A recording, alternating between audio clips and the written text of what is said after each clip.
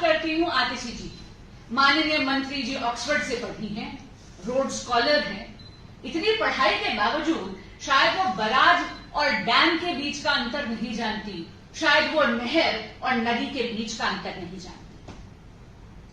हथनी कुंड एक बराज है, ये बांध नहीं है। हथनी कुंड का कार्य है पानी की दिशा को एक हद तक नियंत्रित करना। ये डैम नहीं है, यानी उसके पीछे कोई रिजर्वॉयर नहीं है, उसके पीछे कोई ऐसी जगह नहीं है जहां पर पानी इकट्ठा करा जा सके, जो कि बांध में करा जा सकता है, बराज में नहीं किया जा सकता। अब हथनी कुंड में दो कनाल है, एक है ईस्टर्न कनाल, ईस्टर्न कनाल से पानी जाता है यूपी की तरफ, और दूसरी है वेस्टर्न कनाल। वेस्टर्न कनाल से पानी जाता है हरियाणा और दिल्ली तक आता है।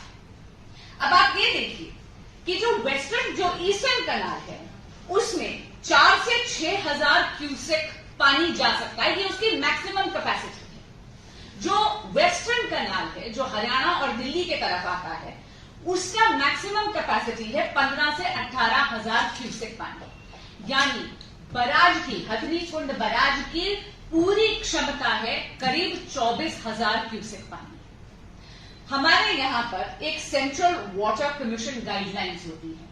अब मैं आपके माध्यम से केजरीवाल सरकार को यह स्पष्ट कर दूं कि सेंट्रल वाटर कमीशन की जो गाइडलाइंस है वो पूरे के पूरे भारत के सभी बांधों, सभी बराजेस पे लागू होती है। कोई दिल्ली के लिए उन्होंने टारगेट करके नहीं ये पर्टिकुलर गाइडलाइन निकाली है, वरना कल को पता चला केजरीवाल सरकार जो है वो कमीशन पर भी उंगलियां उठाएगी।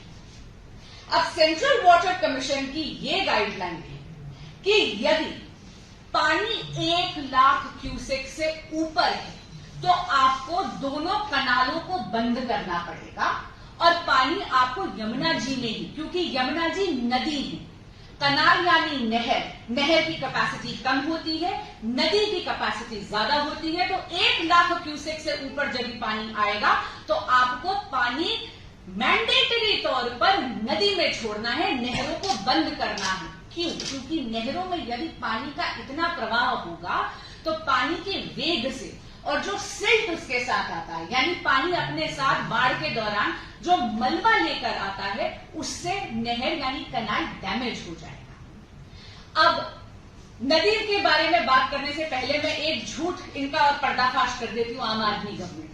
ये बार बार आपको एक वीडियो दिखाएंगे कि अरे देखिए यूपी की तरफ जो कनाल जा रही थी उसमें तो पानी नहीं था, लेकिन वेस्टर्न जो कनाल था वहां पर पानी क्यों था।